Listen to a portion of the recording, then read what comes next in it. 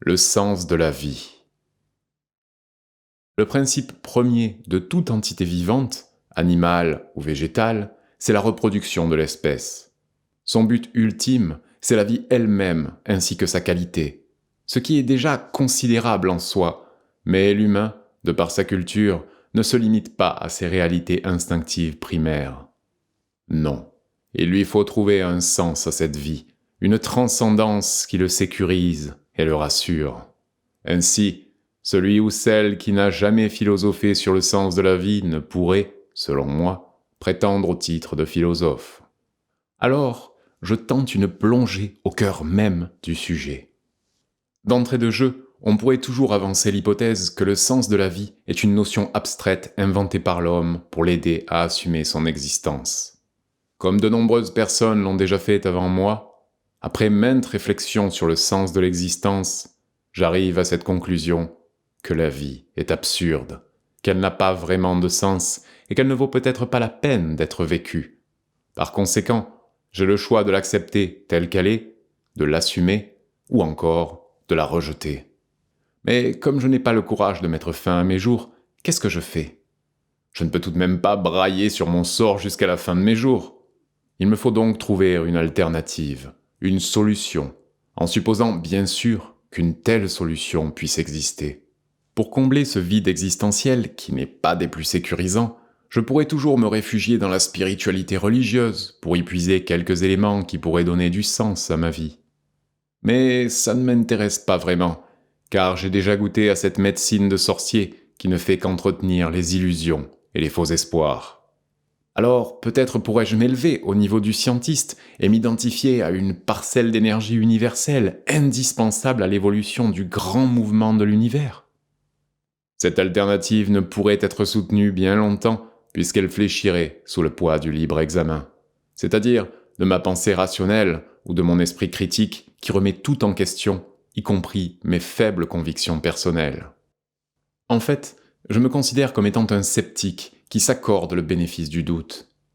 Le véritable bénéfice que j'ai pu retirer de ce doute n'est rien d'autre que la reconnaissance d'une heureuse relativité au niveau des perceptions humaines. Et c'est à travers cette incontournable relativité que j'ai pu assumer le mieux possible ce doute perpétuel qui m'accompagne dans toutes mes réflexions. Le relatif n'est pas pour moi quelque chose de vertigineux qui s'apparente au nihilisme. Au contraire, l'aspect relatif du monde et des choses m'incite à approfondir davantage ma pensée et à puiser à travers ce doute systématique des éléments stables et rassurants de mon univers intérieur qui font directement référence à mes sentiments, mes connaissances et mon vécu, tout en reconnaissant que, pour quelqu'un d'autre, une dimension de sa réalité ou de ses perceptions puisse être autrement. Comme c'est bizarre. Même si je trouve la vie quelque peu absurde, je me perçois toutefois comme un homme relativement heureux et qui a le goût de mordre dans la vie. Il existe donc en moi une force vitale qui me pousse à continuer.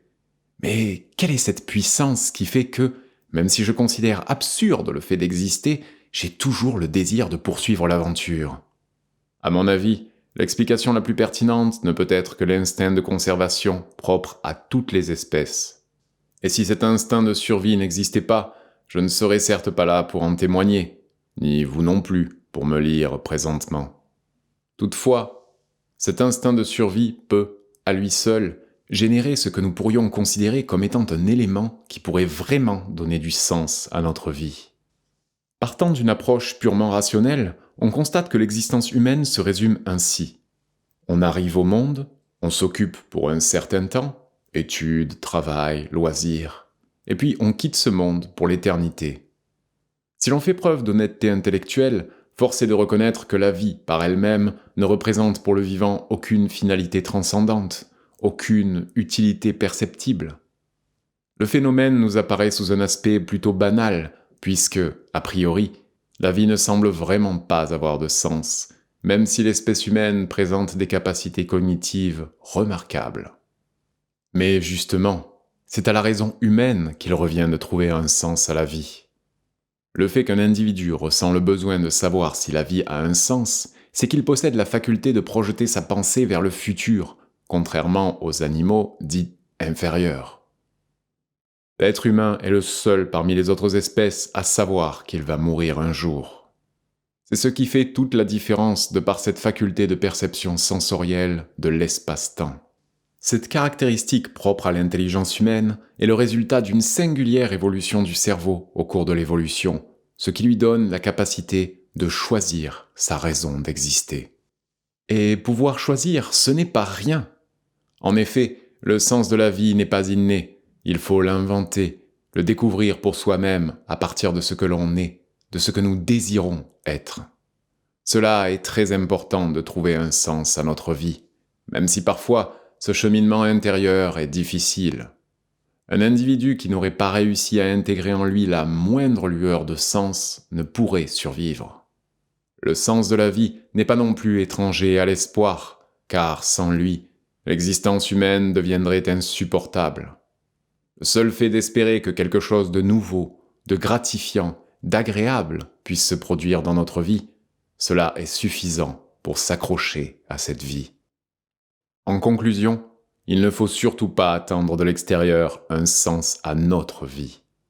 Personne ne va l'offrir sur un plateau d'argent. C'est à nous de développer des attitudes, des façons de penser susceptibles de nous aider à alimenter un sens de la vie qui nous est propre. Il n'existe pas non plus de philosophie de vie prête à penser ou identique pour tous. En fait, nul ne peut vraiment dire si la vie a un sens ou si elle n'en a pas. La vie a le sens qu'on veut bien lui donner.